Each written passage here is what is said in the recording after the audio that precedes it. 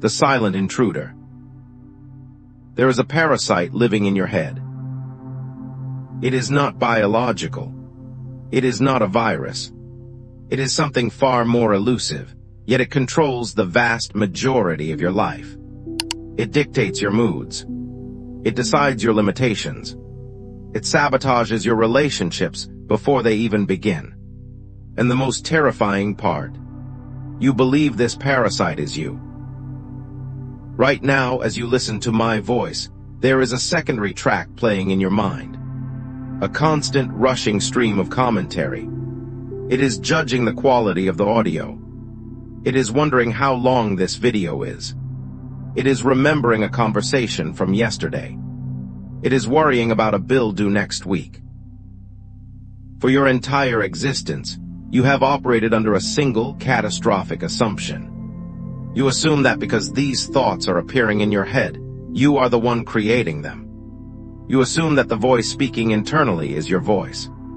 You assume that your thoughts are the absolute truth of who you are. But what I am about to reveal to you today, here on Quantum Files, will shatter that assumption forever. We are going to dismantle the greatest illusion of human existence, the illusion of the thinker. The moment you truly realize, not just intellectually understand that thoughts are not yours, that they are not generated by you, and that they do not define you, the structure of your reality begins to crack. Why? Because reality is not a fixed, solid object. Physics tells us, from the double-slit experiment to the observer effect, that reality is a responsive field. It arranges itself based on the observer. And for as long as you have been alive, you have been observing reality through a distorted lens. You have been looking at the world through a filter of automated, recycled, and conditioned thoughts that you mistake for your own identity. When you remove the filter, the field shifts. The static clears. The signal changes. And when the signal changes, the reflection in the mirror of reality must change to match it. This is not a metaphor. This is the mechanics of consciousness. Today, we are going to walk through the neuroscience, the quantum mechanics, and the ancient spiritual technologies that prove you are not the voice in your head. We are going to hand you the manual to override your own operating system. But be warned, once you see this, you cannot unsee it. The comfort of your old illusions will be gone. You will be left with something far more terrifying and far more magnificent, absolute freedom. Welcome to the files. Welcome to the truth. Chapter 1. The Neuroscience of No Free Will. Let's begin by stripping away the mysticism. Let's look at the cold, hard data of the human brain. If you believe you are the author of your thoughts, you are arguing against biology. In the 1980s, a neurophysiologist named Benjamin Libet conducted a series of experiments that sent shockwaves through the scientific and philosophical community's shockwaves that we are still trying to comprehend today. Libet wanted to understand the sequence of human volition. He asked participants to perform a simple, random hand movement whenever they felt the urge to do so. He asked them to note the exact millisecond they consciously decided to move their finger. At the same time, he was monitoring the electrical activity in their brains. Common sense tells us the sequence should be: Step 1, you consciously decide, I will move my finger. Step 2, your brain fires the signal to the muscles. Step 3, the finger moves. But that is not what Libet found. The data showed something impossible. The brain began to prepare for the movement, a phenomenon known as the Barré-Chaft's potential, or readiness potential, approximately 300 to 500 milliseconds, before the subject was consciously aware of their decision to move. Let that penetrate your mind for a moment. Half a second before you think, I am going to move my hand, the process has already begun. The decision was made in the deep, unconscious substrates of your biology. The conscious thought, I decided to do this, is actually a post hoc rationalization. It is a report. It is a notification on your screen saying, "Action initiated." It is not the command itself. You are not the king issuing orders to the kingdom. You are the town crier, reading the news of what has already happened in the palace. So apply this to your daily thinking. The thought, "I am angry," pops up. The thought, "I am not good enough," pops up. The thought, "I need to buy that car," pops up. Did you choose to think that? Did you sit down, analyze the data, and construct that thought brick by brick?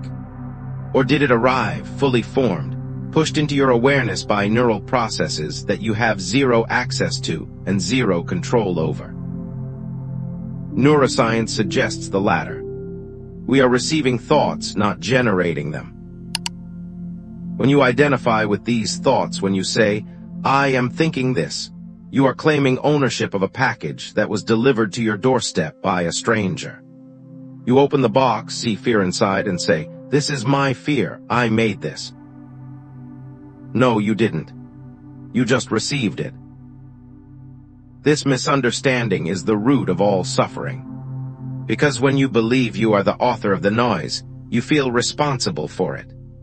You feel guilty for having bad thoughts. You feel anxious about having scary thoughts. You try to fight them, suppress them, or fix them. But you cannot fix what isn't yours. You can only observe it. And it is in that observation, that slight detachment, that the power dynamics of your entire life begin to shift. Chapter 2, the 60-second experiment.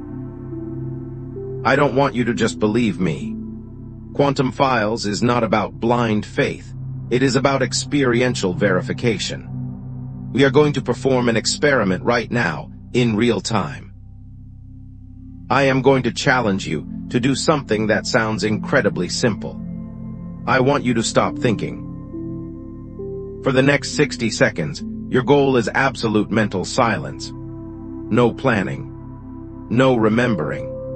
No internal narration. Just pure empty awareness. Are you ready? Begin. How are you doing? If you are honest, you have already failed. Maybe you lasted 3 seconds. Then a voice said, "Am I doing this right?" Then another voice said, "This is boring." Then an image of your lunch appeared. Then a song stuck in your head started playing. Here is the crucial question. If you are the one creating your thoughts, and you explicitly decided not to create thoughts for 60 seconds, why did they keep coming? If you were driving a car and you hit the brakes, the car would stop. But you hit the brakes on your mind, and the engine kept revving. The radio kept playing. The wipers kept moving. This proves beyond a shadow of a doubt that you, the conscious observer, are not in control of the thought generation mechanism. Thoughts are phenomena. They are events. They are like weather. You do not generate the rain. You experience the rain. You do not generate the wind. You feel the wind. You do not generate thoughts. You observe thoughts. The problem is you have spent your life standing in the rain shouting, "I am the water." This experiment reveals the puppet master. There is a mechanism in your brain, a combination of the default mode network and the amygdala that is constantly churning out content. It is a content factory. It operates 24/7, even when you sleep. Most of this content is garbage. It is repetitive nonsense. Studies show that the average human has between 60,000 to 80,000 thoughts per day. And here is the staggering statistic. 95% of those thoughts are the same thoughts you had yesterday. And 80% of them are negative. You are listening to a broken record player that plays a track of fear, limitation, and survival, on loop forever. And because you have never questioned the source, you think this broken record is your personality. You say, "I'm just a worrywart." No, you are not. You are an infinite consciousness, addicted to listening to a worry track, generated by a biological survival machine. Once you realize this, the grip loosens. You can start to look at your thoughts with curiosity instead of compliance. You can say, "Oh, look, the machine is churning out the I'm a failure story again. Interesting." You don't buy it. You don't fight it. You just watch it pass, like a cloud floating over a mountain. The mountain does not move for the cloud. You are the mountain. Chapter 3. The Prediction Machine: Why Your Brain Lies to You. If you are not the creator of these thoughts, where do they come from? Why are they so negative? Why can't the machine just play happy thoughts? To understand this, we have to go back to the source code. We have to look at evolution. Your brain was not designed to make you happy. It was not designed to help you self-actualize or find love or become wealthy. Your brain was designed for one thing and one thing only: survival. For millions of years, your ancestors lived in an environment where a rustle in the grass could mean a tiger was about to eat them. If they heard a rustle and thought, "It's probably just the wind," and they were wrong, they died. If they heard a rustle and thought, "It's a tiger," and ran away, but it was just the wind, they survived. The brain that prioritized fear over accuracy is the brain that passed on its genes. You are the descendant of the most paranoid, anxious, catastrophe-predicting apes in history. This is why your thoughts are not yours. They are ancient survival algorithms. Your brain is a prediction machine. It is constantly scanning the environment and trying to predict what will go wrong next so it can protect you. This is called predictive coding. When you walk into a party and you have the thought, "Everyone is judging me," that is not intuition. That is not reality. That is an ancient algorithm saying, "Caution, social rejection equals death in the tribe. Scan for threats, assume hostility to be safe." It is a lie, but it is a safe lie. The problem arises because we no longer live in the jungle. We live in a world of social complexity, creative endeavors, and long-term goals. The survival mechanism that saved you from the tiger is now the same mechanism that stops you from starting that business. It's too risky. It stops you from approaching that person. They will reject you. It keeps you small, safe, and miserable. When you identify with these thoughts, you are letting a prehistoric security guard run your life. Imagine a CEO of a Fortune 500 company letting the night shift security guard make all the strategic decisions. The guard would say, "Lock the doors, don't let anyone in. It's dangerous out there." The company would go bankrupt. Most people's lives are spiritually bankrupt because they have let the security guard, the amygdala, sit in the CEO's chair. Realizing thoughts aren't yours is the act of firing the security guard from the decision-making role. You thank him for his service. "Thank you for trying to keep me safe," but you do not let him drive the car. Let's go deeper. It's not just biology. It's personal history. Your brain is a recorder. From the moment you were born, it has been recording every experience, every trauma, every voice of authority. The voice of your mother telling you to be careful. The voice of your teacher telling you to sit still. The voice of society telling you what success looks like. These voices get layered over each other, compressed, and looped until they become the background noise of your mind. When you think, "I shouldn't wear that, it's too bold," whose voice is that? Is it yours? Or is it your grandmother's voice echoing from 20 years ago? When you think money is the root of all evil, is that your empirical discovery? Or is that a script downloaded from your culture? You are walking around with a head full of other people's opinions, other people's fears, and other people's limitations, and you have the audacity to call it myself. It is a case of mistaken identity on a cosmic scale. Chapter 4. The Frequency Broadcast System. Now that we have established that you are not the generator of your thoughts, we must answer the most critical question. How does this internal illusion change your external reality? This is where biology meets physics. This is where quantum files bridges the gap between the mind and the matrix. You are not just a biological machine processing data. You are a biological broadcasting station. Every second of every day, you are transmitting a signal into the quantum field around you.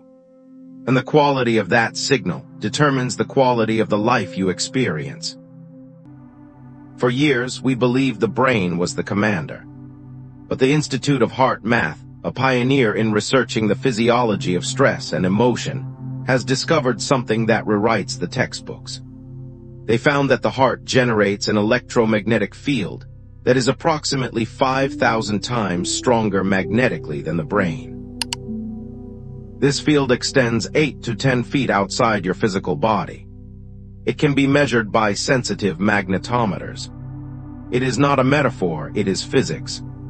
You are walking around inside a bubble of energy that carries information. What creates the information in that bubble? Your emotions. And what triggers your emotions? Your identification with thoughts.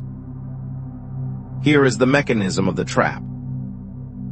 When an automated thought arises from your survival brain, I am going to fail. 2. You identify with it. You believe it is you speaking. 3. Because you believe it, your body reacts chemically. You feel fear. 4. That fear modulates the electromagnetic field of your heart. It creates an incoherent waveform, a jagged, chaotic signal. 5. You broadcast this chaos into the room, into your relationships, and into the field of potentiality. Reality is a responsive medium. It acts like a mirror. If you stand before a mirror and scream, the reflection looks like a screaming maniac. If you broadcast chaos, the quantum field reflects chaos back to you in the form of bad luck, difficult people, mechanical breakdowns, and blocked opportunities. You think you are unlucky. You are not. You are simply a powerful broadcaster, transmitting the wrong frequency. Most people try to change their reality by changing the mirror. They try to force the external world to be nice to them, while they are still broadcasting internal static. They say affirmations, I am wealthy, I am loved. But underneath they are identified with the thought, I am struggling, I am lonely. The universe does not hear what you say. The universe feels what you broadcast. When you realize thoughts aren't yours, you cut the wire between the thought and the broadcast. The thought, I am a failure, pops up. You, the observer, see it. You say, I see you, but I am not you. You do not react. You do not flood your body with cortisol. Your heart rhythm remains smooth, coherent, and rhythmic. You maintain a coherent broadcast, even in the presence of negative thoughts. And because your signal remains clear, reality continues to reflect clarity, opportunity, and synchronicity back to you. This is the secret that every master, every sage, and every high performer has stumbled upon. They don't stop the negative thoughts from appearing, they just stop broadcasting them. Chapter 5. The collective cloud, you are Wi-Fi. It goes deeper. If the thoughts in your head are not generated by you, where else could they be coming from? We discussed the biological survival machine in part 1. Now we must discuss the collective cloud. Have you ever walked into a room where a couple has just been arguing, and even though they are silent, the air feels heavy? You feel a tightness in your chest. You have thoughts of unease. Those thoughts are not yours. You are downloading the local field data. Now expand that to a planetary scale. Human beings are not isolated islands. We are biotransceivers connected to a global network of consciousness. Jung called it the collective unconscious. Modern mystics call it the noosphere. At Quantum Files, we call it the cloud. Think of your brain like a smartphone. A smartphone has some files stored locally, your memories. But it also connects to the Wi-Fi. It streams data from the internet. When you open a news app, the headlines are not inside your phone. They are streamed to your phone. Much of the anxiety, depression, and fear you experience is simply mental spam streamed from the collective cloud. During times of global crisis, economic recession, or political upheaval, the collective cloud is flooded with a frequency of fear. You might be sitting in your safe home, drinking tea, with nothing actually wrong in your immediate reality. Suddenly, a wave of doom washes over you. A thought loop begins. What if I lose everything? What if the world ends? If you are asleep, you say, I am so anxious today, something is wrong with me. You claim the spam.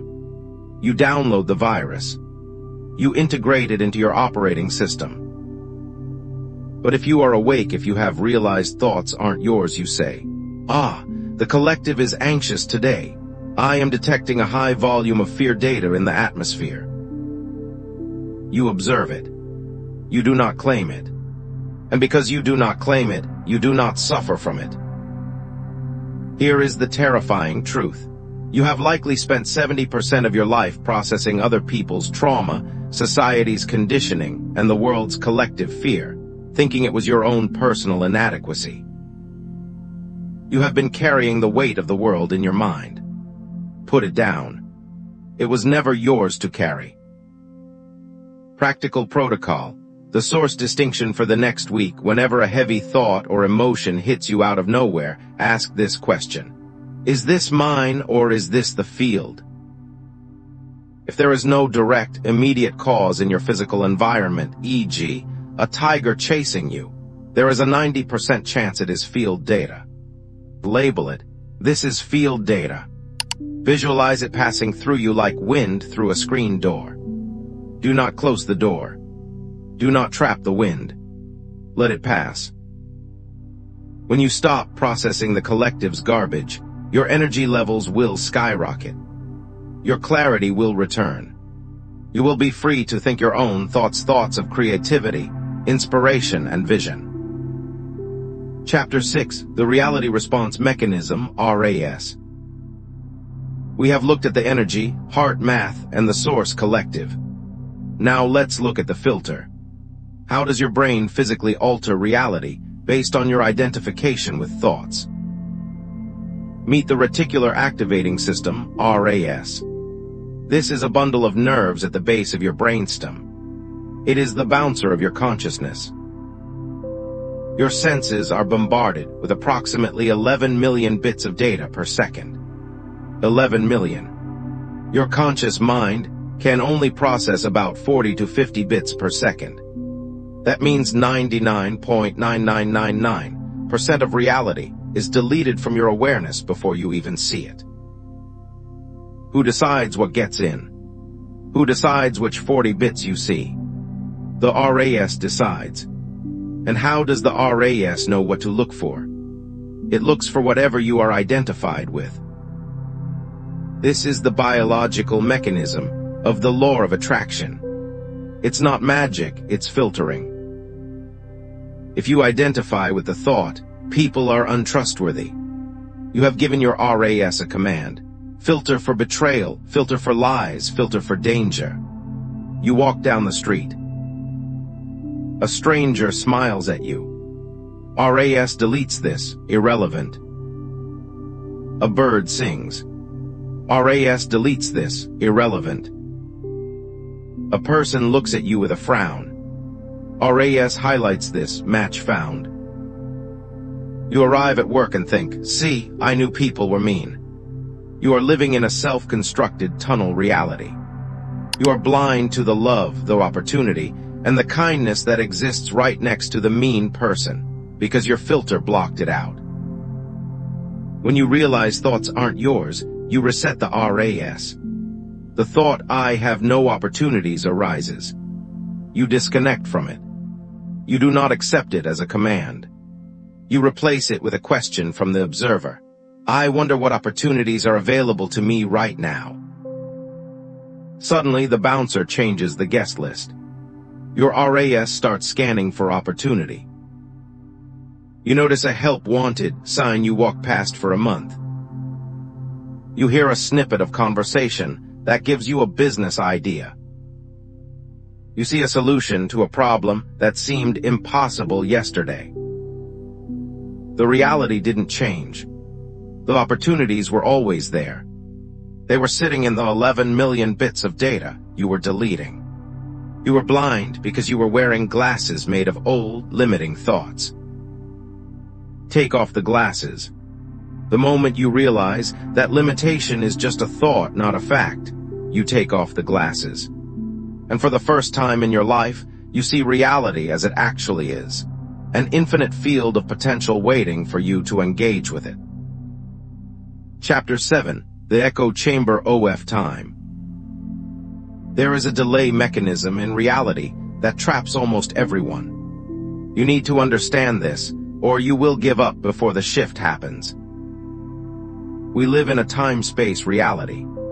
That means there is a lag time between your shift in consciousness and the shift in physical matter. Think of a large ship. If the captain turns the wheel hard to the left, the ship continues moving forward for a while before it begins to turn. The momentum of the past carries it forward. Your current reality, your bank account, your relationship status, your health is the wake of the ship. It is the residue of your past thoughts and identifications. It is an echo of who you were yesterday, last month, last year. The mistake people make is this: they start practicing the quantum files method.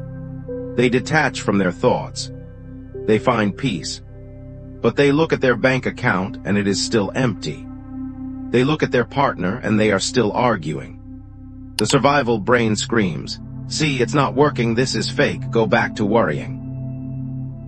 And they give up. They turn the wheel back to the old direction and they stay trapped. You must understand the physics of the echo. When you shift your identification from thought to awareness, you have turned the wheel of the ship. The internal change is instant. You feel different. You are broadcasting a new frequency.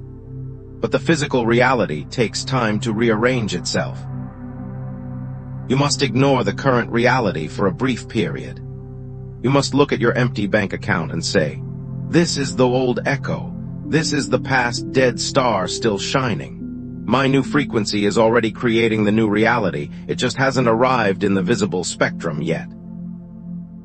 You must have what the mystics call faith, but we call quantum confidence. It is the knowledge that the mirror must reflect the new image eventually. It is law. It cannot refuse. If you can hold your stance as the observer, if you can refuse to identify with the fear thoughts, even when the external reality hasn't changed, yet you pass the test. And then suddenly the dam breaks. The ship turns. The synchronicities flood in. The reality shifts so fast it will make your head spin. But you have to hold the frequency through the lag time. That is the price of admission to the new life. Chapter 8. The Reconstruction OF Identity. Who are you? We have dismantled the lie. We have exposed the parasite. We have shown you the mechanism. But this leaves us with a terrifying void. A question that haunts every seeker who reaches this stage of awakening. If I am not my thoughts, if I am not my past, if I am not my emotions, if I am not the voice in my head, then who exactly am I? This is the precipice. Most people look over the edge, see the emptiness, and run back to their old suffering because the known hell is safer than the unknown heaven. But you are not most people. You are here at the quantum files ready to jump. When you strip away the thoughts, I am a doctor, I am a mother, I am anxious, I am a failure, what remains? What is left when the story stops? Awareness remains. Pure, spacious, silent, intelligent awareness. You are not the container, the body. You are not the content, the thoughts. You are the context. You are the space in which everything happens. Think of a movie screen. A tragedy plays on the screen. There is fire, tears, and death. Then a comedy plays. There is laughter and joy. Does the screen burn when the fire appears? No. Does the screen laugh when the joke is told? No. The screen allows all of it, holds all of it, but is stained by none of it. You are the screen. For your entire life, you have mistaken yourself for the movie. You thought you were the character running from the explosion. You forgot you are the white sheet of potentiality that allows the character to exist. This shift in identity from the character to the screen is the ultimate game changer. The character is needy. The character needs validation, money, and love to feel safe. The character is always lacking. The screen needs nothing. The screen is already whole. The screen is already complete. When you operate from screen consciousness, awareness, you broadcast a frequency of wholeness. And because reality is a mirror, when you broadcast wholeness, reality reflects wholeness back to you. You attract money not because you are desperate for it, but because you are no longer blocking it with scarcity thoughts. You attract love not because you need it to complete you, but because you are overflowing with it. You become magnetic. You become a gravitational center of calm in a chaotic world. Paradoxically, by realizing you are nothing, no thing pure spirit, you gain the power to have everything. This is the state of the masters. They play the game of life. They run businesses, have families, and build empires. But they know it is a game. They know they are the screen, not the movie. And because they are not attached to the outcome, they play the game better than anyone else. Chapter 9. The Four-Step Quantum Protocol. Theory is useless without execution. Knowledge without application is just intellectual entertainment. To bridge the gap between knowing this and living this, I am giving you the Quantum Files four-step protocol. This is your daily weapon. This is how you override the survival brain and install the new operating system. Do this for 30 days. If you miss a day, start over. Step 1. The pause pattern interrupt. The moment a negative, limiting, or fearful thought loops into your mind, e.g., I can't do this, stop. Physically stop moving if you can. Take a deep breath. You must interrupt the neural firing pattern before it triggers the chemical cascade in your body. You have a 5-second window before the chemistry hits. Catch it. Step 2. The label disidentification. Mentally label the thought. Do not say, I am scared. Say, I am observing a fear thought, or the survival machine is broadcasting fear. This linguistic shift is crucial. It creates space. It separates the observer from the object. You are looking at it, not living in it. Step 3. The inquiry source checking. Ask the question we learned in Chapter 5. Is this mine or is this the field? Is this true or is this an echo from the past?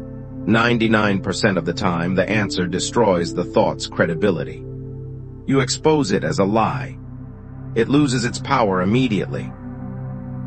Step 4. The rebroadcast frequency shift. Now that you have neutralized the static, choose your signal. Do not force a fake positive thought, I am a billionaire. That creates resistance. Instead, move to a thought of possibility or curiosity. Replace I will fail with I wonder what would happen if I succeeded. Replace I am alone with I am open to connection. Feel the relief in your body. That feeling of relief. That is your frequency shifting from chaotic to coherent. That is the signal reality is waiting for. Repeat this loop. Here is how the loop plays out in real time when the thought comes. You simply pause. In that silence, you apply the label. Then you start the inquiry. And finally, you choose to rebroadcast a new signal. Again, and again, and again. You are retraining your brain. You are rewiring your nervous system. You are carving a new canyon for the river of your reality to flow through. The grand conclusion, the call to freedom. We have reached the end of the file, but the beginning of your life. The world you see outside the politics, the economy, the drama of your personal history, it looks so solid. It looks so real. It looks like a prison with walls made of stone. But I am telling you, the walls are made of smoke. And the smoke is coming from your own mind. For years, you have been the prisoner of your own thoughts. You have let a biological machine dictate your happiness. You have let the echoes of the past rob you of your future. You have been sleeping at the wheel of a Ferrari, letting it drift into the ditch. Wake up. The moment you realize thoughts aren't yours is the moment you grab the wheel. It is the moment you stop being a victim of the world and start being the architect of it. Reality is not punishing you. Reality is not testing you. Reality is simply responding to you. It is waiting for you to tell it what to be. It is waiting for a clear signal. Are you going to keep broadcasting the signal of your trauma? Are you going to keep broadcasting the signal of your parents' fears? Are you going to keep broadcasting the signal of the collective nightmare? Or are you going to stand up, shake off the dust of the illusion, and broadcast the signal of who you truly are? Infinite, creative, powerful, awake. The choice is not in the future. The choice is right now, in this breath, in the space before the next thought arises. That space is your kingdom. Rule it. You have the files. You have the codes. You have the key. The door is open. Walk through. If this video sparked something in your soul, if you felt a shiver of recognition, that was not an accident. That was your higher self resonating with the truth. But watching is not enough. Transformation requires commitment. Here at Quantum Files Official, we are building a community of the awake. We are decoding the matrix one file at a time. If you are ready to stop being a passive observer and start being an active creator, then do 3 things right now. 1. Subscribe to the channel. This isn't just a button. It's a declaration to the universe that you are opting into a higher frequency. 2. Turn on notifications. The algorithm tries to hide the truth. Don't let it. Make sure you receive the next file. 3. Comment below. Don't just watch, participate. Write the phrase, "I am the observer." Declare it to yourself, to this community, and to reality itself. Let the shift begin in the comments section. We read every file. We see every signal. You are no longer alone in this. Welcome to the team. Welcome to Quantum Files Official.